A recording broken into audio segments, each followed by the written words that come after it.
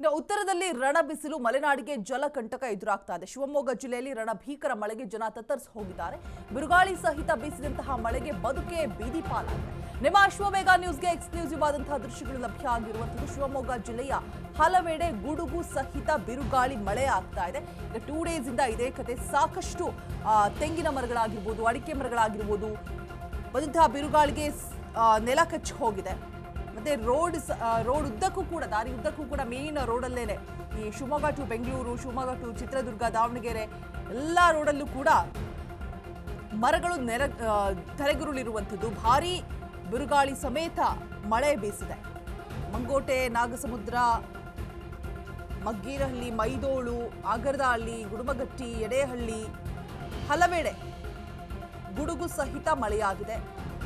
ಅಡಿಕೆ ಮರಗಳು ಧರಶಾಹಿಯಾಗಿದೆ. ನಿಸರ್ಗದ ವಿಕೋಪ ಗಳಗಳನ್ನೇ ಕಣ್ಣೀರಿಟ್ಟಿದ್ದಾನೆ ಅನ್ನದಾತ. ರಸ್ತೆಗುರುಳಿದಂತಹ ಗಿಡ ಮರಗಳು ಹಾಗೆ ವಿದ್ಯುತ್ ಕಂಬಗಳು ಕೂಡ. ಶಿವಮೊಗ್ಗ ಜಿಲ್ಲೆಯಲ್ಲಿ ಆಗಿರುವಂತಹ ರಣ ಭೀಕರ ಮಳೆಗೆ ಜನರು ತತ್ತರಿಸಿ ಹೋಗಿದ್ದಾರೆ. ಬಿರುಗಾಳಿ ಸಹಿತ ಬೀಸಿದಂತಹ ಮಳೆಗೆ ಬದುಕೆ ದಿಕ್ಕಾಪಾಲಾಗಿದೆ. ಶಿವಮೊಗ್ಗ ಜಿಲ್ಲೆಯ ಹಲವೆಡೆ ಸುರಿದಂತಹ ಗುಡುಗು ಸಹಿತ ಬಿರುಗಾಳಿ ಮಳೆ.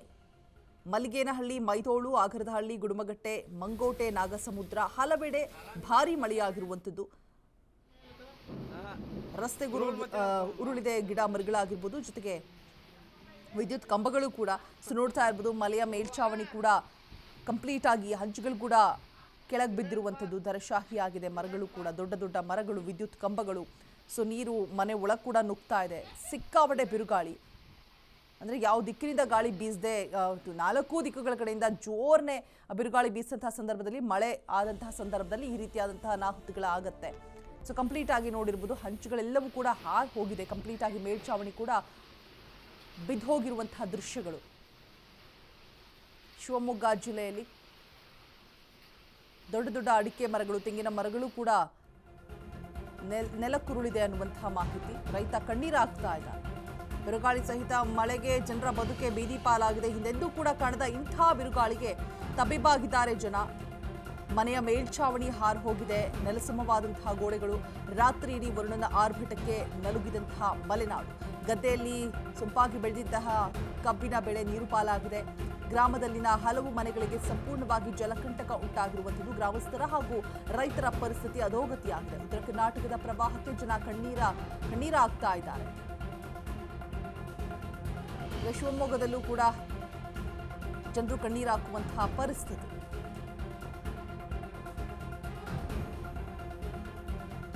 2 ರಿಂದ 3 ಎಕರೆ ತೋಟದಲ್ಲಿ ನಿಯರ್ಲಿ ಒಂದು 30 ರಿಂದ 40 ಮರಗಳು ಬಿದ್ದೋಗಿದೆಯಂತೆ. ಅಡಿಕೆ ಮರಗಳು, ತೆಂಗಿನ ಮರಗಳು ಅಂದರೆ ಗೊತ್ತು ಎಷ್ಟು ಅದನ್ನು ಸೂಕ್ಷ್ಮವಾಗಿ ಬೆಳೆಸಬೇಕು ಬೆಳೆನ, ಅಷ್ಟು ಅದು ಇಳುವರಿ ಪಡೆಯೋದಕ್ಕೆ ಎಷ್ಟು ಕಷ್ಟ ಇದೆ ಅಂತ ಹೇಳ್ಬಿಟ್ಟು. ಕ್ಷಣಾರ್ಧದಲ್ಲಿ ಬಂದಂತಹ ಒಂದು ಅರ್ಧ ಗಂಟೆಯ ಬಿರುಗಾಳಿ ಸಹಿತ ಮಳೆಗೆ ಕಂಪ್ಲೀಟ್ ಆಗಿ ಮರಗಳೆಲ್ಲವೂ ಕೂಡ ಧರಶಾಹಿಯಾಗಿದೆ. ನೋಡ್ತಾ ಇರ್ಬೋದು ಯಾವ ರೀತಿಯಾಗಿ ರೋಡಲ್ಲಿ ಕಂಪ್ಲೀಟ್ ಆಗಿ ಈ ವಿದ್ಯುತ್ ಕಂಬಗಳು ಕೂಡ ನೆಲಕ್ಕುರುಳಿರುವಂತಹ ದೃಶ್ಯಗಳು. ಮತ್ತೆ ಅಡಿಕೆ ಮರಗಳಂತೂ ಈ ರೀತಿಯಾಗಿ ಬಿರುಗಾಳಿ ಬೀಸ್ತು ಅಂತ ಹೇಳಿದ್ರೆ, ಬಿಕಾಸ್ ತುಂಬ ಹೈಟು ಬೆಳೆದಿರೋ ಅಡಿಕೆ ಮರಗಳು, ಅಂದರೆ ಹಳೆಯ ಅಡಿಕೆ ಮರಗಳೆಲ್ಲವೂ ಕೂಡ ಈಸಿಯಾಗಿ ಧರೆಗುರುಳು ಬಿಡುತ್ತೆ. ನಿಯರ್ಲಿ ಒಂದು 2 to 3 ಹೆಕ್ಟೇರ್ಗೆ 30 ರಿಂದ 40 ಮರಗಳು ಧರೆಗುರುಳಿದೆ ಅಂತಲೇ ಹೇಳ್ಬೋದು. ರೈತರು ಕಂಗಾಲಾಗಿ ಹೋಗಿದ್ದಾರೆ, ಕಣ್ಣೀರಾಗ್ತಾ ಇದ್ದಾರೆ. ಮತ್ತೆ ಆ ಅಡಿಕೆ ಮರಗಳನ್ನು ಈ ಒಳಾದಾಯ ಅಂತ ಹೇಳ್ಬಿಟ್ಟು ಕಟ್ತಾರೆ. ಅದನ್ನು ಕಟ್ಬಿಟ್ಟು ಅದು ಫಸಲು ಬರೋಕೆ ಏನಿಲ್ಲ ಅಂತಂದ್ರೂ 3 ರಿಂದ 4 ವರ್ಷ ಬೇಕಾಗುತ್ತೆ. 40 ಅಡಿಕೆ ಮರ ಅಂತ ಹೇಳಿದ್ರೆ ಅಲ್ಲಿಗೆ ಎಷ್ಟು ಕ್ವಿಂಟಾಲ್ ಅಡಿಕೆ ಆಗುತ್ತೆ, ಎಷ್ಟು ಲಾಸ್ ಆಗುತ್ತೆ.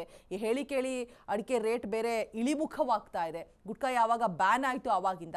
ಶಿವಮೊಗ್ಗ, ಚನ್ನಗಿರಿ, ಚಿತ್ರದುರ್ಗ ಅಂತ ಆ ಕಡೆ ಹೋದರೆ ಆಲ್ಮೋಸ್ಟ್ ಆಲ್ ನಿಮಗೆ ಅಡಿಕೆ ಬೆಳೆಗಾರರೇ ಸಿಗೋದು. ಇಲ್ಲೂ ಕೂಡ ಸಾಕಷ್ಟು ಅಡಿಕೆ ಮರಗಳು ನೆಲ ಕಚ್ಚಿದೆ. ರೈತರೆಲ್ಲರೂ ಕೂಡ ಕಣ್ಣೀರಾಕುವಂತಹ ಪರಿಸ್ಥಿತಿ ನಿರ್ಮಾಣ ಆಗಿದೆ. ಹಾಫ್ ಆನ್ ಅವರಿಂದ 1 ಅವರ್ ಸುರಿದಂತಹ ಬಿರುಗಾಳಿ ಸಹಿತ ಮಳೆಗೆ ರೈತ ಕಂಗಾಲಾಗಿ ಹೋಗಿದ್ದಾನೆ. ಜೊತೆಗೆ ಮನೆ ಮೇಲ್ಛಾವಣಿಗಳು ಕೂಡ ಆರು ಹೋಗಿರುವಂಥದ್ದು, ಮನೆಗಳು ಕೂಡ ನೆಲಕ್ಕುರುಳಿರುವಂಥದ್ದು ಎಷ್ಟೋ. ವಿದ್ಯುತ್ ಕಂಬಗಳು ಕೂಡ ನೋಡ್ತಾ ಇರ್ಬೋದು. ಮೇನ್ ರೋಡಲ್ಲೇನೆ ನೆಲಕ್ಕುರುಳಿರುವಂತಹ ಮರಗಳು.